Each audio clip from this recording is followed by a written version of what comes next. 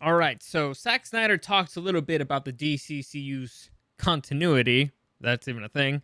John Boyega says he's done with Star Wars, and I got some bad news on the movie fronts. Welcome to the newest episode of SDW. Super Dario World!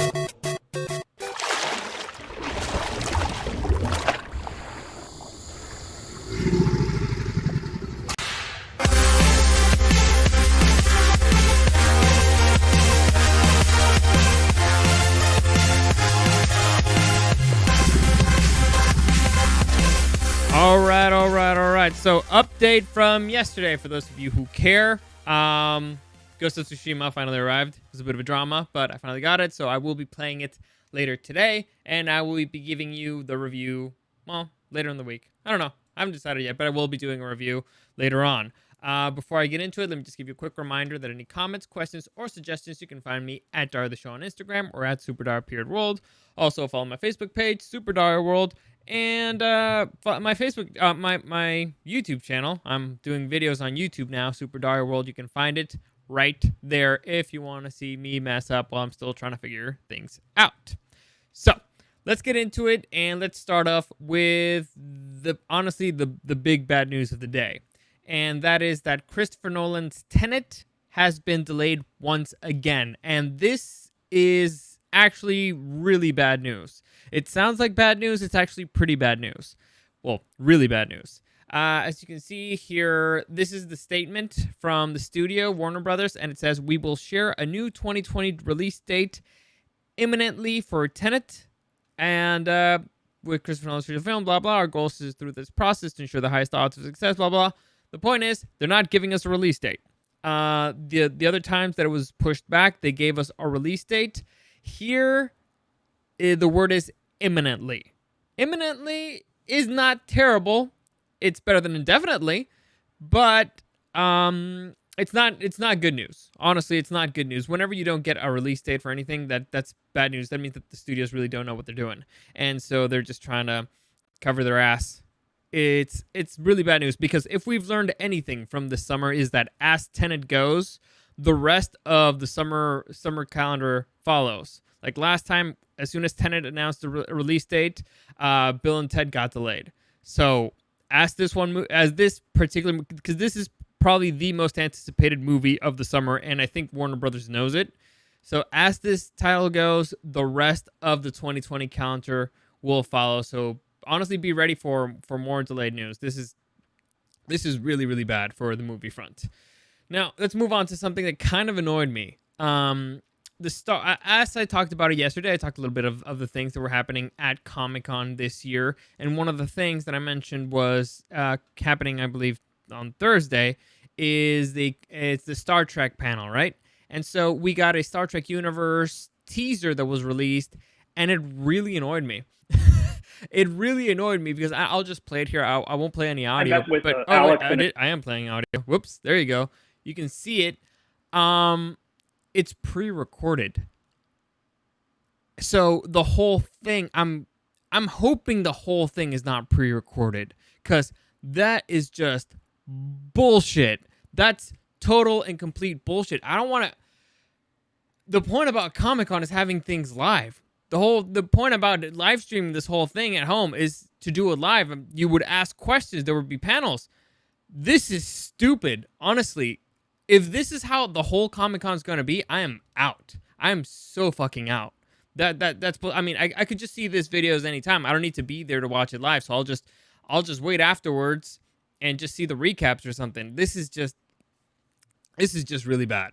Honestly, this really annoys me as a fan, as a person who loves Comic-Con so much, and the live aspect of it, all this, having it pre-recorded Comic-Con, that's just brutal, dude. Honestly, that's just brutal. I had low expectations for it already. That just, it's a kick in the pants. It's a kick in the pants. So hopefully it won't be like every single thing won't be that way. But I was already not excited. So this is bad. Anyway, moving on to something that actually sounds kind of interesting. Keanu Reeves is making his debut as a comic book writer. Yeah. Apparently, he co-created and will be launching a new comic book series called Berserker. Berserker, I believe I think that's how you pronounce it. It's interesting.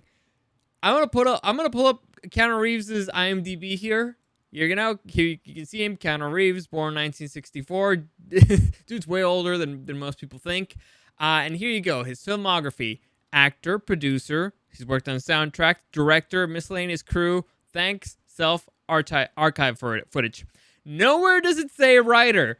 So Keanu Reeves, not exactly known as a writer. So maybe this is one of those things where it's like, hey, Keanu, you want to just put your name on here? So because the main character looks just like Keanu Reeves, and it's supposed to be an action comic, and the thing here is that it's a few things that come hand in hand, because they've announced, oh yeah, Keanu Reeves will be starring in a new comic that he's writing. Also, this new comic will get a live action. Well, it's reported it's gonna it's already signed up for a live action adaptation on Netflix. So okay, the first issue is supposed to launch on October, so I get why Netflix would want to jump on this, and I would even get if Netflix is doing has planned the whole thing. But I guess I can read you the plot. Well, I'll read the plot. The man known only as Berserker is half mortal and half god, cursed and compelled to violence, even at the sacrifice of his sanity. But after wandering the world for centuries, Berserker may have finally found a refuge, working for the U.S. government to fight the battles too violent and too dangerous for anyone else. In exchange, Berserker will be granted the one thing he desires: the truth about his endless, blood-soaked existence and how to end it. So interesting premise, I guess. I don't know how the U.S. government will have the truth of his endless blood-soaked existence and how to kill him. But if anybody's gonna know, it's gonna be the U.S. government. So, I mean, it sounds super campy, super cheesy, but fun. So we'll see. I mean, I'll watch it. It's Keanu Reeves, man. So, like I said, in October we'll probably get a live action series from Netflix, I guess, unless the comic totally sucks. But we'll see. I guess we'll have to wait on until November till we can actually enjoy Keanu Reeves' writing capabilities. Moving on to something else that I've also found very interesting. Director Zack Snyder, who you may know from 300, also Batman v Superman and Man of Steel, also half of Justice League. There's been a lot of news from DC lately because they're going to release the Snyder Cut of the Justice League, and it's coming next year. And Zack Snyder has finally talked about the DC Cinematic Universe, which I've been complaining a lot because I don't understand how it works. It's a complete fucking mess. The whole DC Cinematic Universe is a fucking mess. All right, the continuity is some of the movies look like they have nothing to do with each other. And finally, when Zack Snyder was asked about it, and about his director's cut, well, the Zack Snyder cut, how is it going to affect the whole DCCU? Here's what he had to say. So, frankly, the DC Cinematic Universe has branched like a tree and blossomed and grown in amazing and great ways. But for me, where Justice League falls, I believe that it really sort of represents its own path. It's kind of separate now from the DC Cinematic Universe continuity, and I think that's a good thing. Zach, I 100% agree with you. Your continuity actually makes fucking sense. Every other movie, even the fun ones, are just complete batshit crazy as far as the continuity goes. Some of them not as bad as the others. Like, for example, Shazam really did not affect things much. But he wasn't part of Justice League. He wasn't part of a lot of things. But yeah, it's been a whole fucking mess. So if this means the start of a Snyderverse universe, Snyderverse DC Cinematic Universe, I'd be in, honestly. Well, it depends. I guess I have to wait to see Justice League first and see if I actually like it or not. But if that's good, and this means the start of a special of yet another DC Cinematic Universe, I'd be fine with it. Because, again, I've liked Zack Snyder's work so far. So, I guess partly it's good to know that this is it. It's going to be its own separate thing. It's not going to affect everything else. And it's also nice to know that it has the potential to become something else. It's just disconcerting to know that everything else that they've made it's batshit crazy and bonkers and it doesn't make any sense as far as continuity goes. And it just makes my brain hurt. But honestly, another good thing, when I watch Wonder Woman 1984, I won't actually have to be concerned about things not making sense. It will be like, oh, well, this doesn't affect continuity because it's not part of the continuity. So, I guess it's good. You know what? I guess it's good news all around. The only bad news is that they were so terrible at their jobs to begin with. Moving on, actor John Boyega has said that he has moved on from Star Wars, and it was actually weird because they apparently came in a post, not for him. Like somebody was asking him, like, "Hey, will we ever see a Finn?" Because there's something that did not appear in the final Star Wars movie, and that's that apparently you know how Finn was chasing Rey around the whole fucking movie, like, Rey, I gotta tell you something, Rey, I gotta tell you something, and Rey just kept like, like shrugging him off, like, yeah, sure, whatever, we'll talk later. Apparently, the thing that everybody thought that Finn was trying to confess his love or something, and that's why Rey was kind of like, yeah, I gotta go do something over there. Apparently, what was happening was that Finn was trying to tell Rey that he's Force sensitive. Now, that never made it to screen, and that's one of those things that were never going to get resolved, I guess, from the trilogy. So a fan asked John Boyega, like, hey, will we ever see a Finn appearance in the extended universe or in another Star Wars movie where he's wielding a green lightsaber or something? And John Boyega's answer was, LOL, no thank you, I moved on. So apparently this is coming from the fact that John Boyega has not been happy about the way that his character was portrayed throughout the new trilogy. And I think that's understandable because his storyline really sucked in the second and third movie. Honestly, like, Last Jedi was brutal. His whole adventure in the casino was stupid. There was a lot that could have been done after the setup that they had for Finn that just was complete garbage afterwards. Honestly, his character was wasted, and he should have died in Last Jedi. He should have died. The fact that he's alive is bullshit. I'll complain about that another day. But it's I can understand it from that part. But dude, Star Wars, first off, made you a lot of money. Second, it made you a star. You haven't really done much since. All right, you've been in a couple of titles as the protagonist, but the movies did not do great, all right? Pacific Rim 2, not good. And it sucks. I was excited for it. What was the other one? Detroit or something like that? I don't even remember. I don't even remember the name. So Star Wars has been your career. You just poo-pooing it like that, honestly, bullshit. Just wait a few more years. Wait a couple more years when John Boyega doesn't get another big role and he becomes totally irrelevant, and he'll be like, oh, yeah, totally. It wouldn't be awesome to see Finn in this type of movie? It wouldn't be awesome for this? Yeah. Just wait. Just wait. Like I said, career hasn't been going so hot. So, just saying, bro. Just saying. You'll be back. Moving on. This caught me by surprise. Apparently, the screenwriter for the movie The Watchmen, again, Zack Snyder movie, he directed a movie called The Watchmen. The Watchmen is based off arguably the greatest graphic novel of all time, The Watchmen. And apparently the screenwriter revealed the plans for an alternate ending that make no fucking sense. This is one of the worst endings I've ever heard. So, if you haven't seen the movie, if you haven't read the graphic novel, there will be spoilers ahead. So, spoiler alert. Spoiler alert.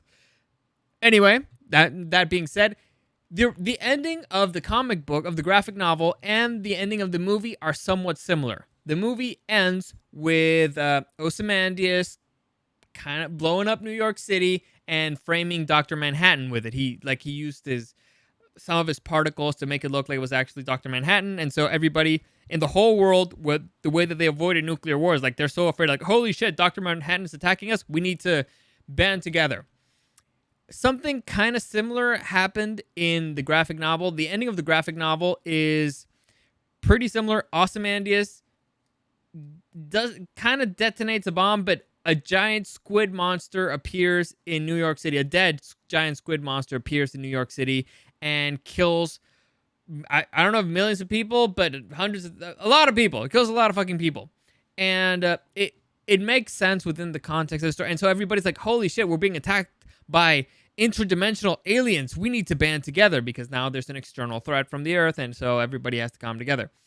That's how that story ends. Here's the ending that the writer originally envisioned. He originally envisioned from the movie. All right. So what he wanted to do is this iteration of the movie would have ended with Night Owl killing Ozymandias by ramming him with the owl ship.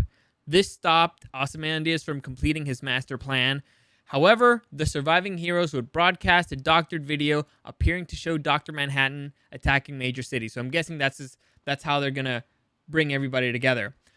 This is one of the worst endings I have ever read in my entire fucking life. All right, first off, you take away the genius of the villain, because they're one of the greatest quotes in comic book history, graphic novel history, is Ozymandias saying, "Oh yeah, I did it 35 minutes ago." That the moment you read that, I remember the first time I read it, you're I don't know, your heart sinks. You're like, he did what? It's like the dude was just playing with us this whole fucking time. He'd already done it. He'd already killed all these people. We can't win anymore. It's like he gave us hope for no reason. It is genius. It's an iconic moment. It's probably the most iconic moment in an extremely iconic comic book filled with iconic moments. And he was going to cut it out.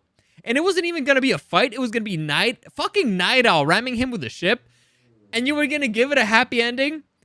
And they're going to show doctored video of Dr. Manhattan attacking major cities. Here's the thing, though. People could afterwards be like, hey, did Dr. Manhattan attack here? No. All right, cool. Did they attack in Moscow? No, I guess it was fake. It would have worked. It would have worked. It's, oh my God, the stupidity, the sheer stupidity of this. Thank fucking God somebody else talked him into, because he shares how somebody else shared the idea of like, hey, did you know like the people who had ghosted in Hiroshima? Because apparently he didn't want to have a whole bunch of bodies in Times Square because of 9/11 and blah, blah, blah. So somebody else suggested an alternate solution of using Dr. Manhattan. A physicist suggested that he could use Dr. Manhattan as the agent of destruction. And they're like, oh, yeah, that's a good idea. That's better. Cool. Yeah, damn fucking right, that's better. Your idea was shit. So thank God for whoever suggested that, because I would have lost my shit in the movie theater. I would have lost my fucking shit. A part of me kind of almost wants for it to have happened, but I don't think Zack Snyder would have gone with it. I think he would have read it and be like, this is bullshit. Let's just do something different.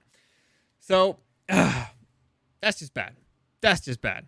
Anyway, moving on to something else that's also bad. There's been a lot of fucking buzz about the Suicide Squad, and everybody wants a David Ayer cut of the Suicide Squad. And so, for some reason, a scene with Joker and Enchantress leaked. And so they asked Zack Snyder about it. A dude posted the image of a sheet of the script. They asked him like, David Ayer, blah, blah, did you shoot all of this? And David Ayer response was, yes, I did. Shot and edited. Of course, you were not permitted to see it, my friend. So, after hearing that, you're like, oh my God, actually there was a scene with the Joker and Enchantress. That's gotta be pretty cool. Wait till you read it.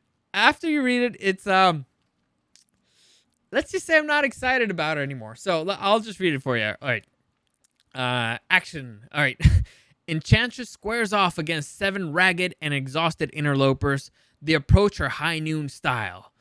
Boomer reacts, turns white with horror. Boomer, bloody hell, I found Walla.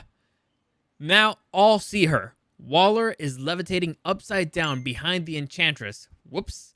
Unconscious and oddly glowing. Her head is wired up with black inky tendrils from the Enchantress's aura. That stops the squad dead in their tracks. Then The arming lights on their necks begin to flash red. Beep, beep, beep. What the hell? Joker steps out, holding Waller's detonator in his hands. Joker. One more step, you die because snitches get stitches. Switching sides with the law. It's supposed to be us versus them, not us versus us.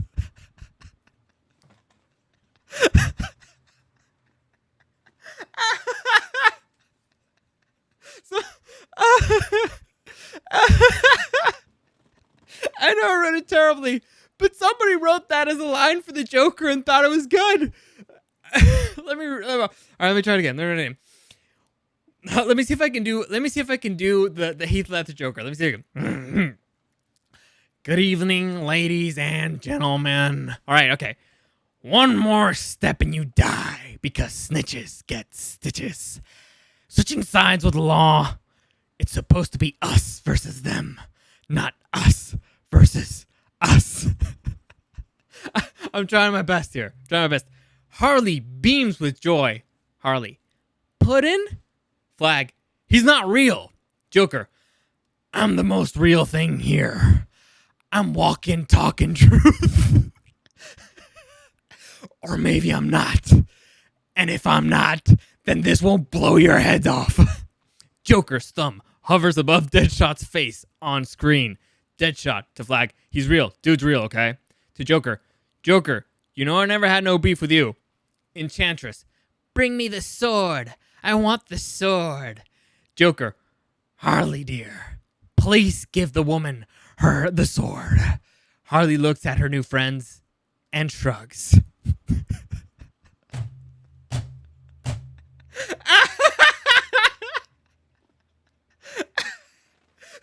Somebody, oh my fucking God. Somebody wrote that as a line for the Joker.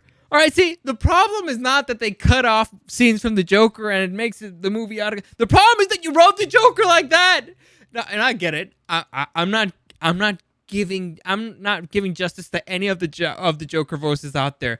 But this is fucking bullshit. All right? Sounds like a movie, like a villain from like a 70s movie, all right?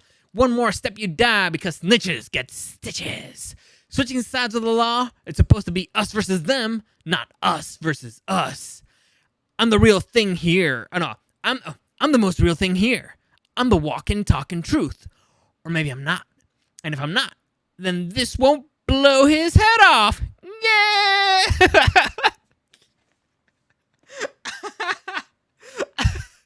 You know what? Honestly, I hope they release the fucking movie. Now I want to see it.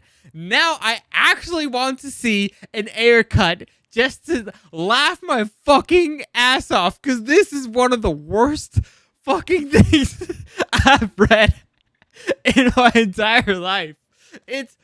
Oh God, that's bad. That's just bad. But on that note, God, that's a lot of really bad stuff. A lot of bad stuff happened today, but also some good stuff. Tomorrow Comic-Con starts. We'll see how the hell it goes. Like I said, it's apparently going to be pre-recorded, a lot of things. Hopefully it's not going to be the whole thing. I'll update you if I've seen enough stuff. If not, if it sucks, I'll just be playing Ghost of Tsushima the whole time and I won't give a fuck. So, as always, any comments, questions, or suggestions, you can find me at Dario the Show on Instagram or at SuperDarioPeriodWorld. Thank you for listening, and I'll see you again next time.